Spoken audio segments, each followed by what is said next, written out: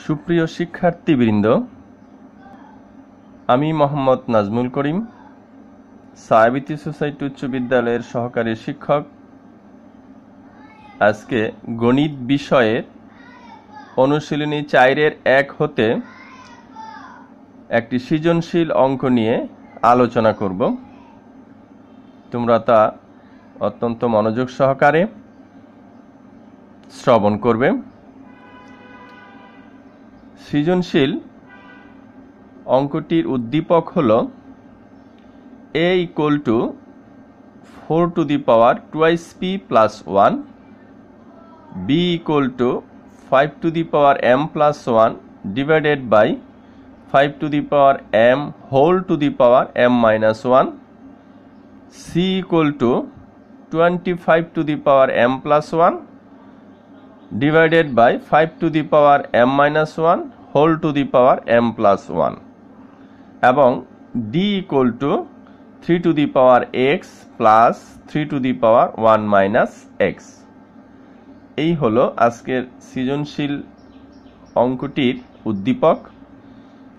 এই উদ্দীপকের আলোকে নিম্নে 3টি প্রশ্ন উপস্থাপন করা হয়েছে। ক প্রশ্নটি হলো a = 64 হলে p এর মান নির্ণয় করো। খ প্রশ্নটি হলো প্রমাণ করো যে b divided by c = 1/25 এবং সর্বশেষ গ প্রশ্নটি হলো d = 4 হলে x এর মান নির্ণয় করো। শিক্ষার্থী বন্ধুরা, প্রশ্নটি তোমরা নিশ্চয়ই বুঝতে পেরেছ। এবার আমরা পর্যায়ক্রমে ক, খ, গ এর সমাধান করব। তোমরা মনোযোগ সহকারে তা বুঝতে চেষ্টা করো, নিশ্চয়ই তোমরা বুঝতে পারবে। কতে এর মান দেওয়া আছে 64, তাহলে পি এর মান নির্ণয় করতে বলছে। উদ্দীপকে এর আলাদা একটি মান দেওয়া আছে, সেটা হলো আমি লিখেছি এখানে দেওয়া আছে a = 4 to the power twice p plus 1। আবার কয় প্রশ্নে এর আলাদা একটা মান দেওয়া আছে 64। এই দুটি মান ব্যবহার করে আমরা p এর মান বের করব। আমাদের প্রশ্নে p এর মানই বের করতে বলেছে। তাহলে প্রশ্ন মতে আমরা লিখতে পারি কয়ের প্রশ্ন অনুসারে a = 64, উদ্দীপকে এর মান দেওয়া আছে 4 to the power twice p plus 1। তাহলে a এর জায়গায় আমরা বসিয়ে দিলাম 4 to the power twice p plus 1, ডান দিকে = 64, বা বাম দিকে যা আছে তাই লিখলাম। ডান দিকে 64 কে আমরা লিখতে পারি 4 to the power 3। আমাদের বাম দিকে বেস 4 আছে, তাহলে ডান দিকে আমরা এখানে বেস 4 করতে পারি। তাহলে সূচকের নিয়ম অনুসারে আমরা বেস একই রকম থাকলে আমরা বেস বেস বাদ দিয়ে দিতে পারি। এই জন্য 64 কে আমরা লিখতে পারি 4 to the power 3, অর্থাৎ 3টা 3 একসাথে গুণ, 4 × 16, 4 × 16 64। এখন উভয় দিকের বেস একই হয়েছে, অতএব বেস বেস আমরা বাদ দিয়েছি 4 4। তাহলে থাকে হলো পাওয়ার, বাম দিকের পাওয়ার twice p plus 1, ডান দিকের পাওয়ার 3, অর্থাৎ twice p plus 1 = 3। এখন আমরা p এর মান বের করব। তাহলে 2p বাম দিকে রাখলাম, 1টা ডান দিকে ট্রান্সফার করে পাঠিয়ে দিলাম, -1 হয়ে গেল। বিয়োগ করলে থাকে 2, আর p এর সাথে 2 ডান দিকে নিয়ে ডিভাইডেড এর হয়ে গেল, অর্থাৎ নিচে গিয়ে বসলো। 2 2 কাটা গেল 1, অর্থাৎ p এর মান হলো 1, এবং এটাই হলো আমাদের আনসার। শিক্ষার্থী বন্ধুরা, তোমরা নিশ্চয়ই বুঝতে পেরেছ। এবার খ নং প্রশ্ন আমরা সলভ করব। খ নম্বরে বি এর মান এবং সি এর মান দেওয়া আছে উদ্দীপকে, সেগুলি আমরা এখানে নিয়ে আসছি। দেওয়া আছে বি = এত এবং সি = এত। উদ্দীপক থেকে আমরা সরাসরি এখানে লিখে নিয়ে আসছি। এখন বাম দিক b divided by c, b divided by c। এখন আমরা b divided by c এর মান বের করছি। আমরা বাম পক্ষ লিখতে পারতাম, বাম পক্ষ লিখে b divided by c ও লিখতে পারতাম। আমরা এখন লিখছি b divided by c এবং b এর মান এবং c এর মান বসিয়েছি।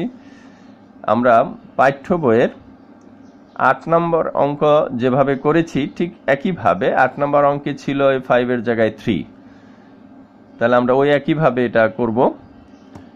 এখানে দ্বিতীয় লাইনে দেখো এই 5 এর পাওয়ার আছে p, তার হোল পাওয়ার আছে m মাইনাস, না 5 এর পাওয়ার আছে m, তার হোল পাওয়ার হলো m মাইনাস 1, এই পাওয়ারটা এটা দিয়ে গুণ হবে।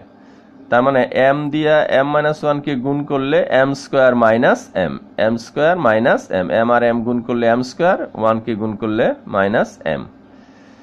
ডান দিকে এই 25 কে আমরা দেখো 5 স্কয়ার লিখতে পারলাম। তারপরে নিচে 5 এর পাওয়ার দুইটার বাহিরে এবং ভিতরে দুইটা পাওয়ার একসাথে একটা সূত্র হয় m minus 1 whole to the power m plus 1, এটাকে আমরা এই সূত্র হলো a plus b into a minus b এর সূত্র, অর্থাৎ এখানে a হিসাবে m আর b হিসাবে 1 আছে, তাহলে আমরা লিখতে পারলাম 5 two the power m square minus 1। আমরা এই দুটা 5 থেকে বেস থেকে আমরা দুইটা 5 বেস আছে, এখান থেকে আমরা একটা 5 বেস কমন নিলাম, উপরেরটার পাওয়ার সূত্র অনুসারে মাইনাস করে নিচেরটার পাওয়ার, অর্থাৎ উপরেরটার পাওয়ার আগে লিখব, দুইটা 5 থেকে একটা 5 লিখলাম, উপরের পাওয়ার হলো m প্লাস 1 আর নিচের পাওয়ারগুলো 5 এর পাওয়ারগুলো চিহ্ন চেঞ্জ হয়ে যাবে ডিভাইডেড এর সূত্র অনুসারে সূচকের, তাহলে প্লাস m স্কয়ার হয়ে গেছে minus m square, minus m হয়ে গেছে প্লাস m, এই ডিভাইডেড ঠিক রাখলাম।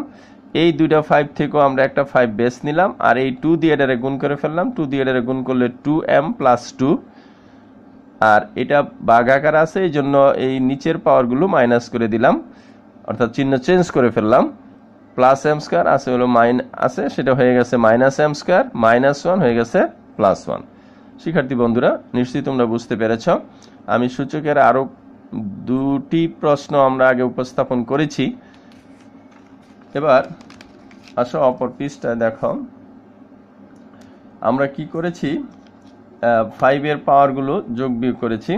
5 এর পাওয়ার টুয়াইস m, দুটা ছিল m প্লাস m ছিল, সেটা টুয়াইস m হয়ে গেছে মাইনাস m স্কয়ার প্লাস 1, আর এদিকেও আমরা যোগ করেছি পাওয়ারগুলো, যোগ করলে এই হয়। এবার দেখো আবার এই দুইটা 5 বেস আছে এবং মাঝখানে চিহ্ন ভাগ আছে, তাহলে এই দুইটা 5 থেকে আমরা একটা 5 বেস নিলাম, প্রথমটার পাওয়ার লিখলাম twice m minus m square plus 1, এই ভাগের জন্য এই পাওয়ারগুলোর চিহ্ন চেঞ্জ হয়ে যাবে, প্লাস টুয়াইস m হয়ে গেছে minus twice m, minus m square হয়ে গেছে প্লাস m স্কয়ার, প্লাস 3 হয়ে গেছে মাইনাস 3। এখন দেখো আমরা যোগ বিয়োগ করলে দেখো এইটার সাথে এটা কাটা যায়, এটা মাইনাস এটা প্লাস, এই জন্য minus m square plus m square কাটা যায়, আর এখানে প্লাস 1 আর মাইনাস 3 যোগ করলে হয় মাইনাস 2, অর্থাৎ 5 টু দি পাওয়ার মাইনাস 2। এটাকে আমরা লিখতে পারি ইনভার্সের সূত্র অনুসারে 1/5 স্কয়ার, দিস ইকুয়াল টু 1/25। অতএব b ভাগ c ইকুয়াল টু 1/25, এটাই প্রমাণ করতে বলেছে। আমরা এই b ডিভাইডেড বাই c এটার মান পাইছি 1/25, অতএব আমরা প্রমাণ করতে পেরেছি b divided by c equal to 1/25, প্রমাণিত। শিক্ষার্থী বন্ধুরা এবার আমরা গ করব। গতে দেওয়া আছে d এর মান d equal to 3 to the power x plus 3 to the power 1 minus x, প্রশ্ন মতে আবার বলা আছে d ইকুয়াল টু 4, তাহলে প্রশ্ন মতে d ইকুয়াল টু 4 লিখলাম এবং এই d এর এই মানটা আমরা বসিয়ে দিলাম, 3 to the power x plus 3 to the power 1 minus x equal to 4 এর 4। এবার আমরা দেখো কি করলাম, 3 টু দি পাওয়ার x ঠিক রেখেছি, প্লাস এটাকে ভাঙালাম 3 to the power 1 into 3 to the power minus x, এটা আলাদা করে ফেললাম, equal to 4। 3 to the power x plus ইনভার্সের সূত্র করলাম এটা, তাহলে 1/3 টু দি পাওয়ার x, আর এই 3টা 1 এর সাথে গুণ করে উপরে দিয়ে দিলাম একবারে, 3/3 টু দি পাওয়ার x।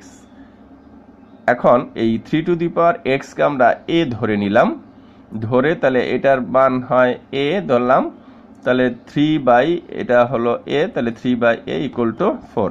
ডান দিকে দেখো লিখে রেখেছি 3 to the power x equal to a ধরে। এবার এটাকে লসাগু করে বজ্র গুণন করলে এটা হয়, এবং আমরা সহজে করার জন্য দেখো উভয় দিকে এ দ্বারা গুণ করে দিলাম।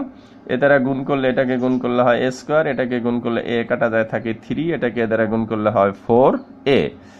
এটাকে আমরা একদিকে নিয়ে গেলাম, তাহলে এ স্কোয়ার প্লাস 4 এ ডান দিক থেকে মাইনাস করে নিয়ে আসলাম বাম দিকে, তাহলে a square minus 4a plus 3 equal to 0। এটাকে মিডল টার্ম করলাম অর্থাৎ উৎপাদকে বিশ্লেষণ। এ স্কোয়ার এটাকে ভাঙালাম, মাইনাস 3a মাইনাস এ, মাইনাস 3a মাইনাস এ হয় minus 4a plus 3 equal to 0। এটাকে মিডল এখান প্রথম দুইটার থেকে দেখো এ কমন যায় থাকে এ মাইনাস 3, দ্বিতীয় দুইটার থেকে -1 কমন যায় থাকে কমনে এ মাইনাস 3 ইকুয়াল টু 0। কমন জিনিস হলো এ মাইনাস 3, আনকমন হলো এ মাইনাস 1 ইকুয়াল টু 0। তোমরা জানো যে দুটি রাশির গুণফল ইকুয়াল টু 0 হলে আলাদাভাবে প্রত্যেকটি রাশি ইকুয়াল টু 0 লেখা যায়। সেই সুবাদে আমরা লিখলাম হয় এ মাইনাস 3 ইকুয়াল টু 0 বা এর মানটা বসিয়ে দিলাম। এর মান ছিল 3 টু দি পাওয়ার এক্স, তাহলে এর মান হলো 3 টু দি পাওয়ার এক্স, আর এই মাইনাস 3 এর ডান দিকে পাঠিয়ে দিলাম ইকুয়াল টু 3। আমরা এই পাশে চলে আসলাম, তার মানে 3 to the power x equal to এই 3 কে আমরা লিখতে পারি 3 টু দি পাওয়ার 1। বেসটা একরকম করার জন্য 3 যেই কথা 3 টু দি পাওয়ার 1 একই কথা।